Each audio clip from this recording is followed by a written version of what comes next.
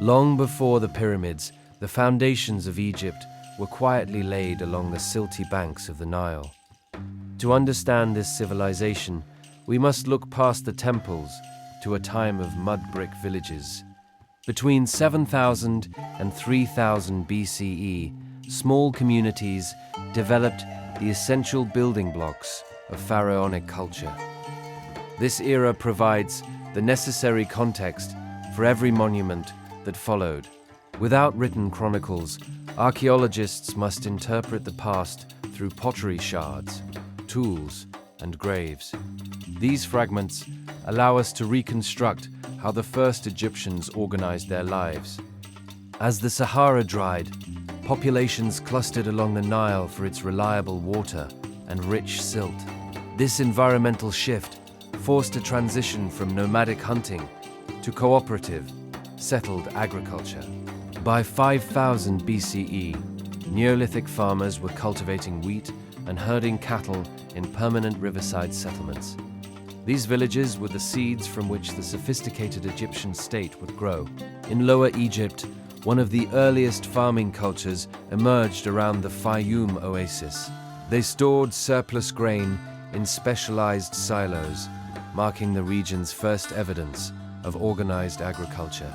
The Miriamid culture in the Delta lived in modest huts and practiced unique rituals, like burying the dead within the settlement. Their livestock suggest early contact with trade networks in the Near East. The Mahdi culture introduced more substantial underground homes and the first use of copper. This technological progress signaled a major shift in human capability and trade. Artifacts at Mahdi confirm the Delta was an active participant in regional trade with the Levant. Despite this growth, these prehistoric communities remained relatively egalitarian, with limited social hierarchy. Simultaneously, Upper Egypt's Badarian culture produced remarkably fine pottery with a signature black-topped red finish. Their perfected firing techniques resulted in some of the ancient world's most beautiful ceramics. Badarian graves offer the first clear evidence of social stratification and wealth accumulation. These people engaged in far-flung trade, adorning their dead with shells from the Red Sea. After 3800 BCE, society grew increasingly complex during the Naqada I, or Amratian, period. Pottery became more decorative, featuring white cross-lined patterns that showcased early artistic ambitions.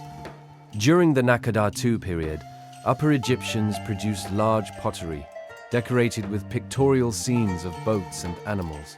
These boat motifs reflect the Nile's absolute importance as the primary artery for communication. The Nile was the entire foundation of Egyptian existence, dictating every aspect of farming and religion. Residents recognized this early on, clustering their entire world around the water's edge. In the later Naqada phases, the gap between the ruling elite and common people widened significantly. Tombs became massive structures filled with gold, jewels, and ceremonial mace heads. Masterfully carved flint knives point to the existence of skilled specialists and wealthy patrons. Some motifs even resemble Mesopotamian art, suggesting early contact with distant civilizations. Ideas flowed along with goods, as Mesopotamian cylinder seals and Egyptian artifacts appeared across the ancient world. Pre-dynastic Egyptians were active participants in a vast international network. Proto-urban centers like Hierakonpolis and Abydos emerged, likely ruled by local chieftains or kings. Here, we see the first examples of royal iconography and the Egyptian writing system. Early rulers used the Serek emblem, a palace facade topped by a falcon representing the god Horus. This shows that the concept of divine kingship existed well before national unification.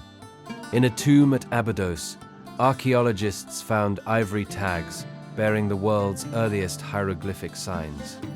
These tags functioned as administrative labels for jars of imported oil and wine. Tomb Uj likely belonged to the Scorpion King, a ruler who managed sophisticated long-distance trade. These administrative foundations emerged alongside the concept of centralized kingship. Southern Nakada culture gradually expanded north, eventually absorbing the traditions of the Delta. Whether this occurred through peaceful assimilation or warfare remains a subject of intense debate. Shared artistic styles and the worship of gods like Horus created a growing national identity. The stage was finally set for a single pharaoh to rule the entire Nile Valley. Around 1300 BCE, King Nama unified the two lands and became the first pharaoh of United Egypt. He is immortalized on a ceremonial pallet, wearing the crowns of both North and South. The Nama pallet serves as royal propaganda, depicting the king subduing enemies to join the lands. From this moment, the concept of the two lands became central to Egyptian identity. To cement unity, the early kings established a strategic capital city at Memphis, near modern Cairo. Known as White Walls, it became the political and administrative heart of the kingdom. The early dynastic period was a time of rapid state formation and economic innovation. Kings began organizing the national economy and conducting the first periodic censuses of livestock. Hieroglyphic writing spread as a vital tool for scribes, managing the redistribution of grain.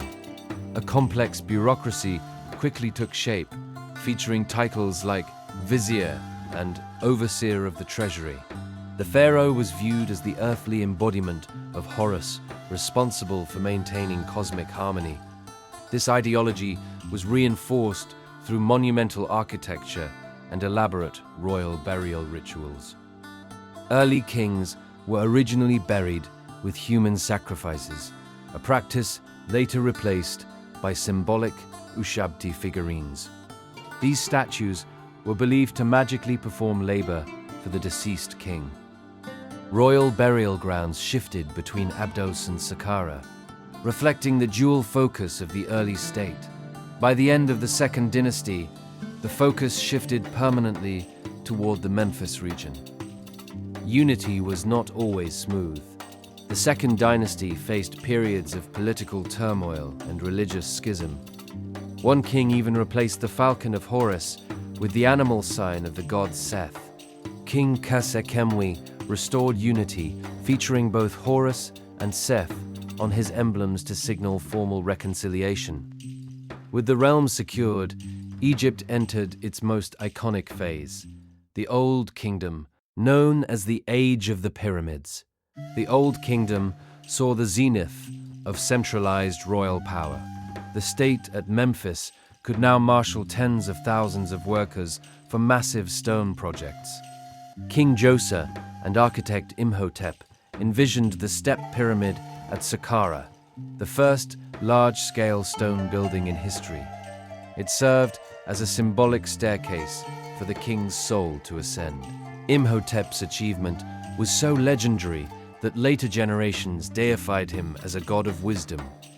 Under Djoser, the state expanded through mining expeditions and significant religious reform.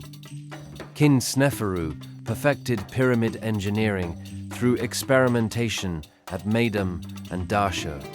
His Red Pyramid was the first successful smooth-sided monument, establishing the standard for future builders. Khufu utilized this knowledge to build the Great Pyramid of Giza, the world's tallest structure, for 4 millennia. The project required over 2 million limestone blocks, arranged with incredible precision. Modern research proves the pyramids were built by a dedicated Egyptian labor force, not slaves. These workers were likely farmers who provided labor during the annual flood season. The Giza Plateau eventually hosted the monuments of Khafre and Menkaure, along with the Great Sphinx. These structures represented the absolute height of the pharaoh's divine status and power. In the 5th dynasty, royal power shifted toward the sun god, Ra.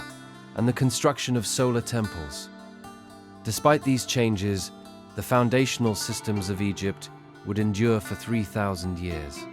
From Neolithic farmers to the master builders of Giza, early Egypt is a story of constant, resilient evolution. This history remains the cornerstone of our understanding of ancient civilization. Discover more history by watching the next video. We're eager to share more with you. You can't go wrong. All our videos are deeply detailed, dull while fascinating, and distinctly sleep-inducing.